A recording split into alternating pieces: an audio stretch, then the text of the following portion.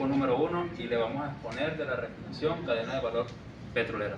Nuestro grupo está conformado por el señor Enis y el señor David y mi persona, Carlos Ochoa. ¿Puede pasar, por favor?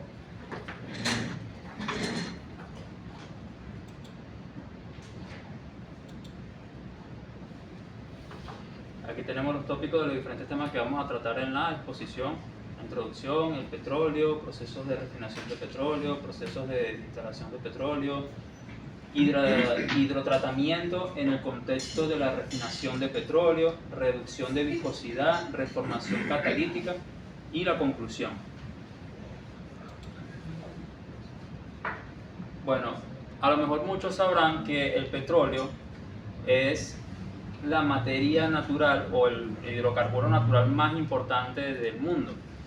Pero para poder sacarle el provecho como se debe al petróleo, necesita ser procesado en una refinería para poder obtener los diferentes materiales y productos que utilizamos normalmente en nuestra vida diaria. Conozcamos un concepto básico de lo que es el petróleo. El petróleo es un hidrocarburo líquido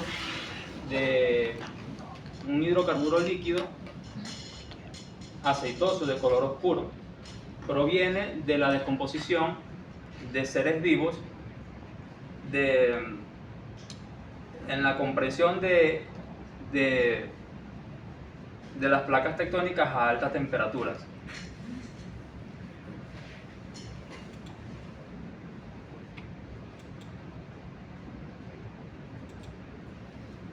El proceso de refinación del petróleo. Aquí es donde se hace un proceso para que el petróleo se le pueda extraer sus diferentes derivados a través de ciertos procedimientos para poder obtener los derivados que conocemos, por ejemplo, como la gasolina, que es utilizada en motores a combustión. La refinería, para el que no conozca, es una estructura industrial, como pueden visualizar aquí en la imagen, que es donde se trata el petróleo a altas temperaturas para obtener diferentes derivados, como ya les mencioné, la gasolina, también tenemos los lubricantes y la nafta, tenemos también el diésel y otros procesos que se le hacen para obtener los mismos. Gracias. Buenos días, compañeros. Yo soy parte del grupo 1, mi nombre es Enis, y yo les voy a hablar sobre algunos procesos de refinación. Entre estos procesos de refinación tenemos lo que llamamos destilación del petróleo. Vamos a hablar sobre los principales, que son destilación atmosférica y destilación en unidad de vacío. La destilación atmosférica, como lo dice su nombre, es destilación a presión atmosférica. Cuando hablamos de destilación, hablamos de calentar el hidrocarburo a ciertas temperaturas, y a medida que los componentes que están enlazados en el hidrocarburo van alcanzando su punto de ebullición, ellos se van separando de la cadena. Si lo vemos acá en la torre fraccionadora, por ejemplo, a los 110 grados centígrados, vemos que es el punto de ebullición donde tenemos como resultante la nafta. A 170 grados centígrados tenemos como resultante el queroseno. A 260 grados centígrados el gasoil liviano, y a 320 el gasoil pesado. Uno de los problemas que tiene la destilación atmosférica es que por encima de los 370 grados centígrados hay hidrocarburos que para poder destilarlo tienen que ser por encima de 370 grados centígrados, y ella no tiene esa capacidad. Entonces generalmente el 40%, 47% del petróleo que se destila queda como un crudo reducido, entonces no se le puede dar un uso. Entonces ahí es donde entra la unidad de vacío, que se diferencia de la atmosférica, es que le quitamos la presión. Cuando hablamos de vacío estamos hablando que es sin presión, y ahí podemos alcanzar temperaturas superiores. Y si vemos la unidad de la torre de vacío, vemos que también tiene temperaturas de ebullición, obviamente, y aquí no es ya 370 sino 390, y a 390 es cuando conseguimos el gasoil parafinoso, y de ahí nos da la resultante también de asfalto. Podemos tener el coque y otro tipo de derivados. Cuando estamos hablando de destilación, tenemos que tomar en cuenta dos factores que son muy importantes. El horno, obviamente el que le va a proporcionar la temperatura a las diferentes torres, ya sea la fraccionadora y al de vacío.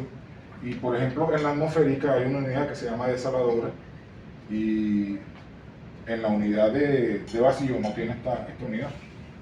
Esta unidad la utilizamos para, en lo posible, tratar de que estos derivados sean un poco limpios, como llamamos, no tengan tanta carga de sulfuros y nitrógenos. Por favor. ¿Cuál es el tema del sulfuro, del azufre, del nitrógeno y de los metales que son pesados en los derivados, que contaminan mucho el ambiente? Entonces, como estas impurezas no se podían eliminar en la destilación, que es una refinación previa, aquí es donde entra el hidrotratamiento en el contexto de la refinación del petróleo. El hidrotratamiento, como hemos visto en diferentes clases con los profesores de motor hidrocarburo, es el famoso HDS, que es la hidrodesulfurización, sí, que no es más que inyectarle hidrógeno al combustible que se está refinando. Entonces, esa inyección de nitrógeno al combustible que se está refinando, claro, pasando por un reactor, por una torre igual de separación, nos permite que salga la nafta hidrotratada y ya con metales, sin azufre y nitrógeno en baja proporción. Y esto nos va a evitar que haya contaminación en el ambiente. Muy bien. Gracias. Buenas tardes, compañeros. Mi nombre es David Colmenares. Bueno, siguiendo con el tema de la refinación, yo voy a hablar sobre la reducción de viscosidad, que es un método térmico, perfecto, donde se inyecta calor al yacimiento para reducir su viscosidad. La fuente de la imagen es nuestra propia PDVSA, donde de menos 10 grados API a 10 grados centígrados a 21,9 API por oleoducto, ¿ok? Para hacer un diluente, ¿okay? En la reducción de viscosidad.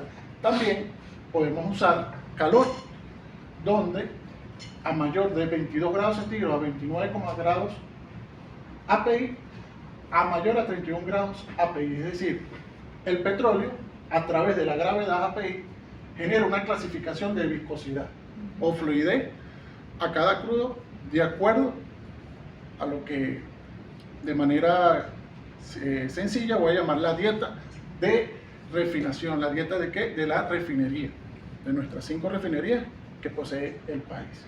Continúa, entonces. Eso va a generar una reformación catalítica.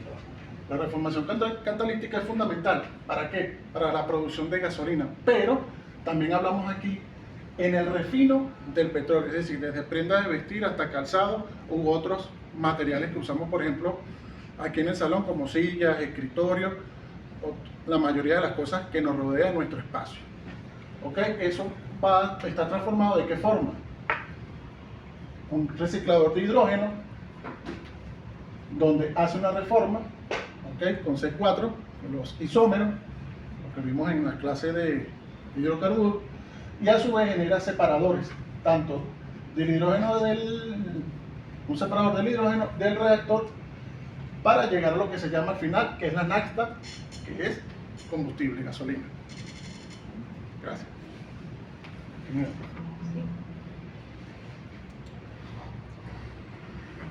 Ya para concluir el resumen de esta exposición que le traemos, y la conclusión que nosotros vemos es que el proceso de refinación es de las cosas más importantes que ha generado la industria petrolera para poder captar todos los beneficios que el hidrocarburo provee.